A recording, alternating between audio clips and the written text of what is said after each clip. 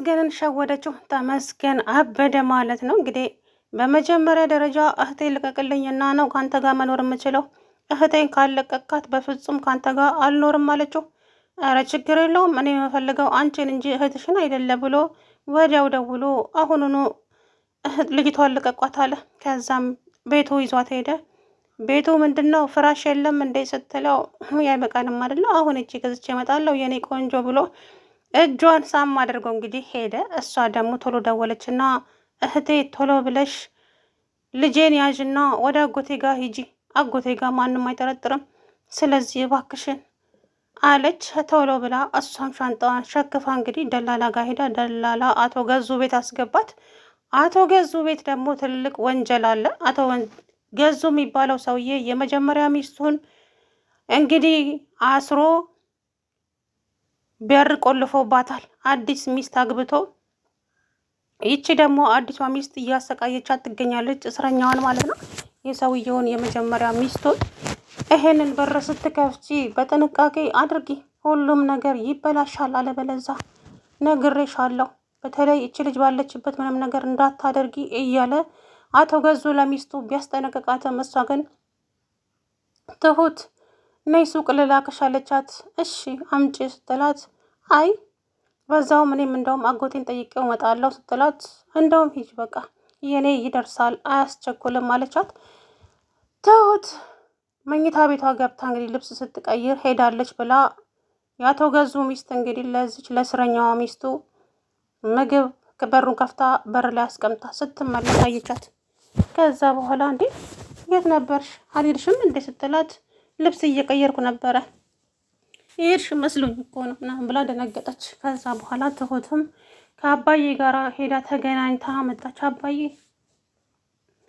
ቤቱ ጥሩ ነው፣ ሰዎቹም ጥሩ ናቸው፣ ግን አንድ ውስጤ ያልተቀበለው ነገር አለ አለችው። ምንድን ነው ትሁቴ ሲላት አባዬ እዛ ቤት ውስጥ የሆነ የተቆለፈ በር አለ፣ እናም ምግብ በሩ ላይ አስቀምጣ በሩን ስዘጋ አየሁኝ እና እዛ ውስጥ የተበደለች ነፍስ እንዳለች ትሰማኛለች አለቻት።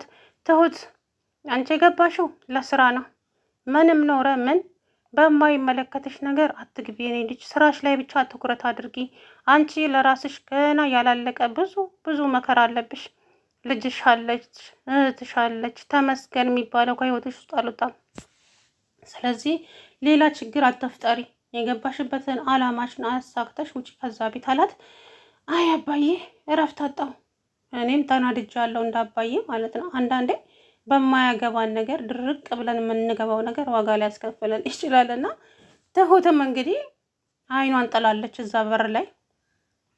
ከዛም ያቶ ገዙ ሚስት ባሏን ሸኘኝ፣ ቆይ አብሬክ ልውጣ ሸኘኝ፣ የት ልትሄጂ ሲላት ጓደኞቼ ጋር ተቀጣጥረናል፣ ከጓደኞቼ ጋር ልወጣ ነው። አንቺ ሴትዮ ታመሻል እንዴ? እዚህ ቤት ውስጥ ምን እንዳለ ረሳሽ? አውቃለሁ፣ ቁልፉን ይዤ ነው የሚሄደው አለችው። በፍጹም አይሆንም፣ እኔ ስኖር ትሄጃለሽ እንጂ እቺ ልጅ እዚህ ቤት ውስጥ ጥለሽ እንዴት ነው የምትሄጂው? ከዛ በኋላ አታስብ አለችው። ከዛም ትሁትን ጠራቻትና ትሁት አቤት፣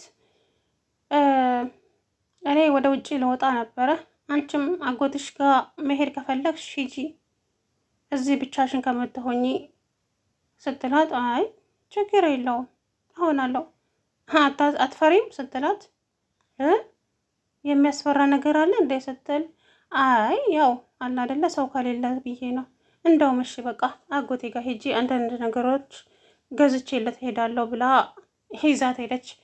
ልጅቷ ያቶ ገዙ ሚስት እንግዲህ ሻንጣውን ስታነሳ ቁልፉን ሶፋ ላይ ጥላው ነበረ። ትሁቴ ቁልፉን አይኗን ጥላዋበታለች። ከዛ በኋላ ቶሎ ብላ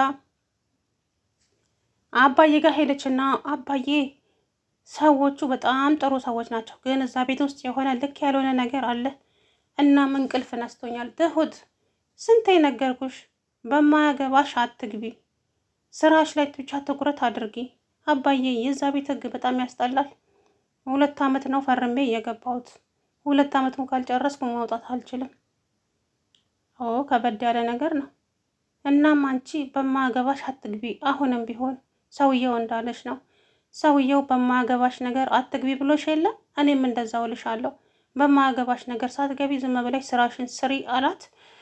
አይ አባዬ ብቻ እንቅልፍ ነስቶኛል ብላ ድርቅ አለች ማለት ነው። እንግዲህ ከዛ በኋላ ልጅቷ ያቶ ገዙ ሚስት ከአጎትሽ ጋር ስትጨርሺ እኔ ራሴ ደውዬ እጠራሻለሁ አብረን ወደ ቤት እንመለሳለን ብላት ነበር። ትሁት ግን ያንን ቁልፍ ሶፋ ላይ ስላየችው ብቻ አባዬን ካፌ ውስጥ አስቀምጣ ስትሮጥ ወደ ቤት መጣች።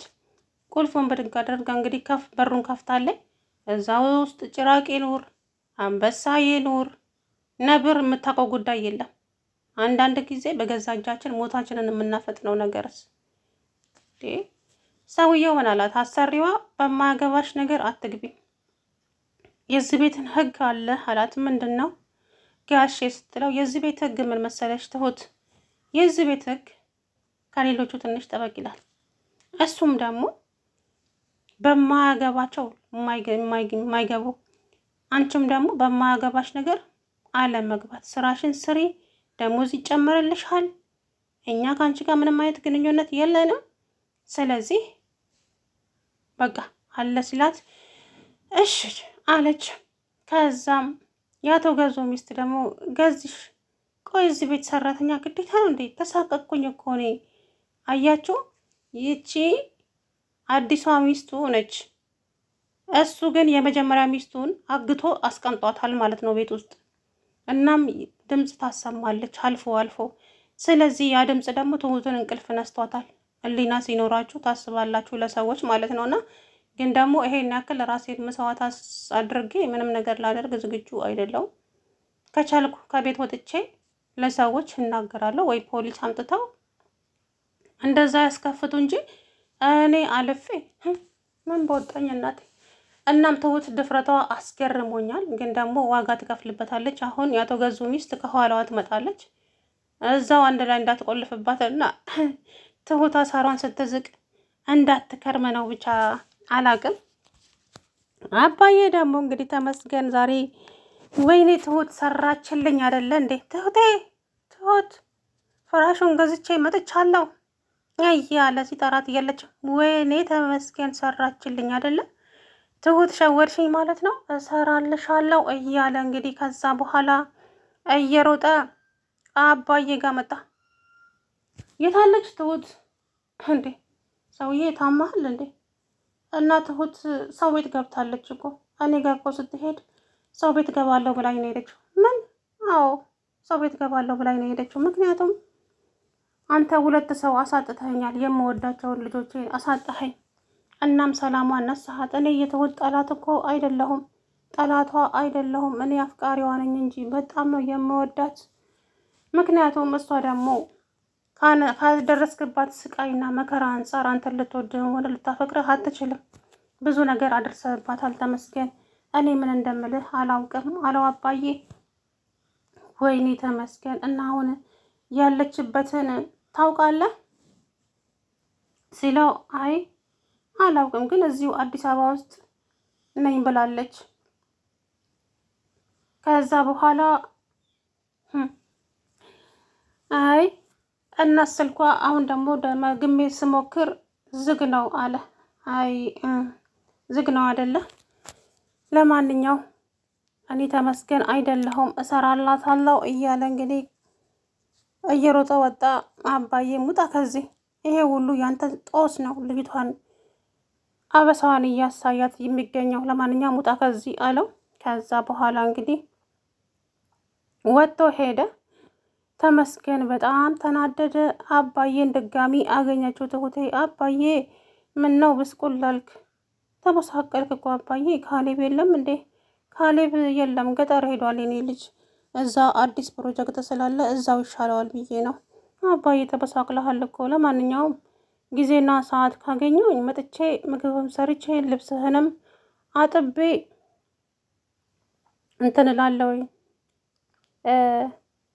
ልብስህንም አጥቤልህ ፍሪጅ ውስጥ ምግብ አስቀምጬልህ እመለሳለሁ አለችው። ከዛ በኋላ እንግዲህ እሷም ወደ ቤት ተመልሳ ሄደች። ከዛም አባዬ ወደ ቤት ተመልሶ ሄደ ማለት ነው። ከዛም ትሁት ማነው ተመስገን መጣ አባዬ ጋር። ደግሞ ምን ፈልገህ መጣ? ማነጋገር አለብን፣ አንድ ማናግሮት ጉዳይ አለ ጋሼ አለው። እሺ እኔም ስራ ሰጠሃለሁ፣ ያንን ስራ እየሰራ ትናግረኛለህ አለው አባዬ። ሰላም ውድና የተከበራችሁ የተስፋ ቻናል ቤተሰቦች እንዴት ናችሁ? አለው ደህና ነኝ። እንግዲህ ትሁቴና ተመስገን ዛሬ አይጥና ድመት ቶሚና ጄሪ ነው የሆኑት እውነት ለመናገር ነው። በስተ መጨረሻም እንግዲህ ትሁቴ ታሪክ ሰራች። እህቴን አስለቅቃት፣ መጀመሪያ ከአንተ ጋራ እንድኖር ከፈቀድክልኝ እህቴን አስለቅቃት፣ አለዛማ እንዴት አምንሃለሁ? አረ ችግር የለውም እኔ እኮ እንችን እንጂ ከእህትሽ ምን ችግር አለብኝ ብለሽ ነው ትሁቴ? አንቺ እኮ ህይወቴ ነሽ። ስለዚህ እኔ ከእህትሽ ምንም አይነት ጉዳይ ስለሌለኝ አሁኑኑ ደውለህ አረጋግጠልኝ አለችው። ደውላ ከዛ በኋላ ከደወለም በኋላ ቶሎ ብላችሁ አሁኑኑ ልጅቷን አስለቅቋት አለ። ከዛም እሺ ይኸው አስለቅቋን በምን አረጋግጣለሁ? አናኝ አታምኚኝም አይደል? ደውለሽ ማረጋገጥ ትችያለሽ ትሁቴ አላት። ከዛም ደውላ ከጠየቀች በኋላ እንግዲህ አረጋገጠች። ቤቱ ይዟት ሄደ። ደስ አለው ትሁቴ። በመጨረሻም ከኔ ጋራ ስለሆንሽ በጣም ደስተኛ ነኝ፣ ደስ ብሎኛል አላት። ከዛ በኋላ አዎ በጣም ደስ ይላል አይደለ? እኔም ደስ ብሎኛል በጣም። ታዲያ የታለ ፍራሹ? ፍራሹ የታለ ስትለው አይበቃንም አይደለ? አሁን ነው ሂጅ ገዝቼ የምመጣው ፍራሽ አላት። እሺ እኔም በቃ አንዳንድ ነገር ምግብ ልስራ ገብቼ አለችና አውቃ ወደ ውስጥ ገባች። እሱ እንደወጣ እህቷ ጋር ደወለችና እህቴ ቶሎ ብለሽ ልጄን ይዘሽ ጥፊ፣ አጎቴ ጋር ሂጂ እዛ ስለማይጠረጥር አለቻት። ከዛ በኋላ ስልኩን ከዘጋች በኋላ ትክክል ሻንጣዋን ይዛ እንግዲህ ወደ ጓደኛ ማነች ደላላ ቤት ሄደች። ደላላውም እንግዲህ አቶ ገዙ ቤት አስገባት ማለት ነው። ትሁት ግን በማያገባት ገብታ እንግዲህ አሳሯን ልትቆጥር ተነስታለች። እንደ አባዬ ቤት ሳይሆን ይሄ የገባችው የባለስልጣን ቤት ነውና እንግዲህ ጉዷ ፈልቷል። ምክንያቱም በማያገባት ነው የገባችው። ልጅቷ ራሱ ከኋላዋ ከደረሰችበት አሁን እዛ የተዘጋ በር ውስጥ ነው የምትዘጋበት፣ እመኑኝ ማለት ነው። ስለዚህ ትሁት አሁን አሳሯ ነው የሚበጣውና አላቅላት። ምክንያቱም ያቶ ገዙ ሚስት እንግዲህ ሰራተኛ እንዲቀጠር በፍጹም አትፈልግም። ምክንያቱም ሚስጥራቸው እንዳይወጣ እዛ ውስጥ የሆነ የተቆለፈበት ሰውና በደል የደረሰበት ሰው አለ። ያንን ሰው እንዳያውቅባቸው ሰራተኛ እዛ ቤት ውስጥ በፍጹም አያስቀምጡም። ስለዚህ ከዚህ በኋላ እኔ ሰራተኛ ለምን ያስፈልጋል? እሺ ሰራተኛ አትፈልጊም አይደለ? አዎ አልፈልግም። እና የቤቱን ስራ መስራት ትችያለሽ? ታጸጃለሽ፣ ታበዛለሽ፣ ልታጥቢያለሽ? አልችልም። እና ችለሽ ሁሉንም ነገር መኖር አለብሻ። እንደሄነን ካልቻልሽ ሁሉንም ነገር ቻላ አድርገሽ መኖር አለብሽ። ምክንያቱም እጅን ልጅ መጠንቀቅ አለብሽ አላት። ሰውየው እንግዲህ 10-15 ጊዜ ነው ጥንቃቄ አድርጊ ያላት። እሷ ግን እንግዲህ አንዴም አልተጠነቀቀችም። ከባድ ችግር ፈጥራለች።